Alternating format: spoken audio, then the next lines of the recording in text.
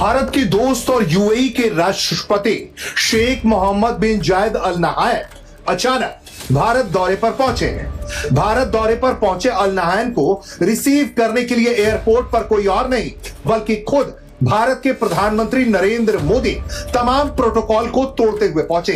लगता ऐसे है कि पाकिस्तान के इनकार के बाद मुत्तहिदा अरब अमीरात के सदर भारत में पहुंच चुके हैं और भारत एक चीज से दो शिकार करना चाहता है, यानी एक ही लम्हे में एक ही वक्त में मुत्तहिदा अरब अमीरात को भी और चीन को भी पेशकश कर रहा है। और क्या ये पेशकश आगे चलकर पाकिस्तान के लिए मुश्किल पैदा कर सकती है? यही वो सवाल है जो इस विजिट के साथ जुड़ा। वहां पे वो एक लंबी चौड़ी स्ट्रेटेजिक इकोनॉमिक बायलैटरल पार्टनरशिप को देख रहे हैं।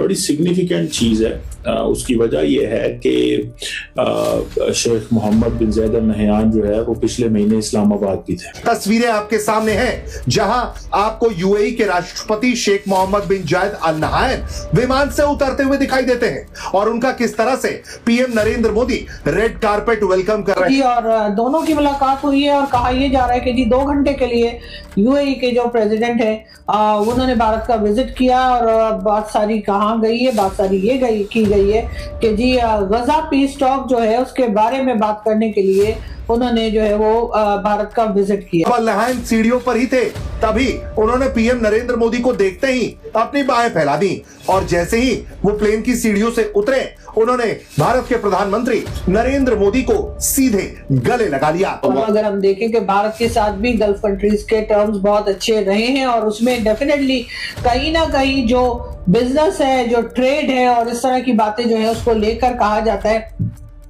कि पीएम मोदी ने जो है वो गल्फ कंट्रीज के साथ बहुत बनाकर रखी है। और इसी का रिजल्ट हम देखते हैं कि किस तरह से अबू धाबी में जब मंदिर बनाया गया और उसके बाद उसकी इनॉग्रेशन में पीएम मोदी पहुंचे हैं तो वहां पर भी जो है वो सऊदी अरेबिया के साथ साथ और दूसरी गल्फ कंट्रीज के साथ साथ यूएई के साथ भी भारत के खास रिलेशंस जो है वो देखने में आए। जब से उन्होंने प्रेसिडेंट ऑफ यूएई का हलफ उठाया है, ये उनका 5वां विजिट है इंडिया का पिछले 10 सालों, यानी कि 10 सालों में 5 दफा वो आए हैं। और जो ये दैट इज सो सिग्निफिकेंट। अच्छा, उनके जो रिसेंटली क्राउन प्रिंस हैं मोहम्मद बिन जायद अल नहयान जो हैं वो crown Prince of Abu Dhabi हैं, वो भी सितंबर 2024 में आए थे। और हिज हाईनेस जो शेख हमाद बिन मोहम्मद बिन राशिद अल मखदूम है जो deputy prime minister and minister of defence हैं, द यंगेस्ट गाय, आप बड़ा अक्सर उनको सोशल मीडिया पे देखते हैं, वो भी इंडिया आए थे। और उन्होंने आके वहाँ पे टॉप लीडरशिप ने उनको खासतौर पे मोदी साहब ने बुलाया था, जो मेरे लिए बड़ी इंटरेस्टिंग थी कि why is inviting such a young guy. So he was believing कि हमें इंडिया की जो पार्टनरशिप है उसको करना चाहिए, नेक्स्ट जनरेशन पे लेके जाना चाहिए, क्योंकि इंडियंस ये समझते हैं कि Pakistan for long have been so close with the UAE and with the Muslim world कि हमें नेक्स्ट जनरेशन तक पहुंचना चाहिए। अब इंडिया और यूएई कहते हैं, जो मोटी मोटी बात इंडियंस कहते हैं जी कि दोनों मुल्कों का जो एजेंडा है trade, investment, comprehensive economic partnership agreement है कि इनका सीपा उसको देखना है, लोकल करेंसी सेटलमेंट करनी है, बायलैटरल इन्वेस्टमेंट ट्रीटी देखनी है, इंडिया यूएई जो है उनकी एनर्जी पार्टनरशिप है, लॉन्ग टर्म जो एनर्जी सप्लाई अरेंजमेंट्स को देखना है। तो इस तरह की चीज़ें जो है ना वो दे आर देयर। और जो विजिट है वो जारी बात है, इट विल प्रोवाइड एक वो कह रहे हैं जी कि इंडिया यूएई की पार्टनरशिप होगी और हमारी कन्वर्जेंस बहुत है और ग्लोबल इश्यूज पे and so on and so fourth. और वो बताना चाह रहे हैं कि हमारे डिफेंस में भी बहुत अच्छे ताल्लुकात हैं और पार्टनरशिप्स हैं एंड ऑल दैट। बहरहाल अच्छा, इसमें जो सबसे इम्पोर्टेंट जो स्ट्रेटेजिक एंड सिक्योरिटी कोलैबोरेशन है ना, उसमें यह है कि मिलिट्री डायलॉग होता रहे, टेररिज्म एक्सट्रीमिज्म के इशू पे I2U2 ये एक इम्पॉर्टेंट चीज है इनके लिए।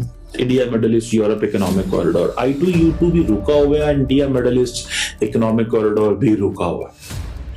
और ये एक बड़ी इंपॉर्टेंट चीज है कि I2U2 का रुकना और India Middle East Europe economic corridor का रुकना, India Middle East Europe economic जो है IMEC जो है, ये डिपेंड करता है यूएई, सऊदी अरेबिया एंड आगे Haifa port and then Mediterranean and then top ऊपर कैसे जाना है। लेकिन पहले यूएई इंडिया, अच्छा इंडियंस क्या कह रहे हैं कि इंडिया यूएई के अंदर बड़ी अच्छी बड़ी इन्वेस्टमेंट इस सेंस में कर रहे हैं कि वहां ड्राई पोर्ट का फायदा उठा रहे हैं, अपनी मैन्युफैक्चरिंग करके चीजें वहां लेके जाना चाहते हैं। अमारातियों को कहते हैं आप चीजें हमारे पास मैन्युफैक्चर करें, यहां से हम यूएई आ जाएं और आए चाइना को रिप्लेस करें। This is what basically Indians want. उनका माइंडसेट जो है ना वो ये है, ठीक है जी। अब तकरीबन 4 मिलियन 4.5 मिलियन के करीब जो इंडियंस हैं वो वहां पे मौजूद हैं। 4.5 मिलियन इंडियंस वहां पे मौजूद हैं, ठीक है। इसको अंडर एस्टिमेट नहीं करना चाहिए, one must not under estimate this thing. और इसको वो उस एंगल से नहीं देखना चाहिए। मुझे जाती तौर पे ये लगता है, अब अगर हम देखें कि भारत के साथ भी गल्फ कंट्रीज के टर्म्स बहुत अच्छे रहे हैं और उसमें डेफिनेटली कहीं ना कहीं जो बिजनेस है, जो ट्रेड है और इस तरह की बातें जो है उसको लेकर कहा जाता है कि पीएम मोदी ने जो है वो गल्फ कंट्रीज के साथ बहुत बनाकर रखी है। और इसी का रिजल्ट हम देखते हैं कि किस तरह से अबू धाबी में जब मंदिर बनाया गया और उसके बाद उसकी इनॉग्रेशन में पीएम मोदी पहुंचे हैं, तो वहां पर भी जो है वो सऊदी अरेबिया के साथ साथ और दूसरी गल्फ कंट्रीज के साथ साथ यूएई के साथ भी भारत के खास रिलेशंस जो है वो देखने में आए हैं। अब अगर हम यहाँ पर मुस्लिम उम्मा की बात करें, हम बात करें ओआईसी की, या अगर हम कहें कि जी जो वो इस्लामिक कंट्रीज है वो आपस में बहुत उनकी यूनिटी है, बहुत मिलकर रहते हैं, तो ये सफेद झूठ होगा। यहाँ पर ऐसा कुछ नहीं है, ना तो कोई मुस्लिम उम्मा इस तरह की कोई दिखाई देती है कि एक दूसरे का साथ दे रही हो, और ना ही जो है वो ऐसा कुछ दिखाई देता है कि जो इस्लामिक कंट्रीज है उनमें बहुत यूनिटी है।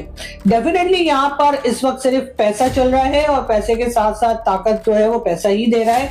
तो जिस कंट्री के पास भी, जिसकी इकोनॉमी भी जो है वो बेहतर तरीके से चल रही है, गल्फ कंट्रीज उनके साथ बात कर रही है। और उसमें डोनाल्ड ट्रंप भी उन लोगों को रोकने में या तो नाकाम दिखाई दे रहे हैं या फिर वो रोकना ही नहीं चाहते, क्योंकि उनको पता है कि दुनिया बिजनेस से ही चलती है। लेकिन अनफॉर्चुनेटली पाकिस्तान में ऐसा कुछ जो है वो देखने में नहीं आ रहा। ऐसा कुछ भी पाकिस्तान के लीडर्स जो है या पाकिस्तान की गवर्नमेंट जो है वो हमें करती हुई दिखाई नहीं दे रही। ये और बात है कि हम बड़े बड़े दावे तो करते हैं कि जी भारत के साथ हमारे टर्म्स अच्छे नहीं है, भारत के साथ हम ट्रेड नहीं करेंगे, जो इमरान खान साहब ने ट्रेड बंद कर दी थी, लेकिन भारत के साथ बाकी चीजें हमारी उसी तरीके से चल रही हैं। चाहे वो मरियम शहबाज शरीफ जो है या मरियम नवाज शरीफ जो है, उनके अगर बेटे की शादी के ड्रेसेस से लेकर और बाकी तमाम जो बिजनेसेस चल रहे हैं उनको अगर देखा जाए तो कोई भी इस बारे में बड़े आराम से बता सकता है कि भारत के साथ हमारे रिलेशंस जो हैं वो ठीक हो सकते हैं। क्योंकि अगर ये पॉलिटिशियंस जाकर वहां से ड्रेसेस ले सकते हैं, वहां से लोगों के साथ ट्रेड कर सकते हैं या बिजनेस कर सकते हैं,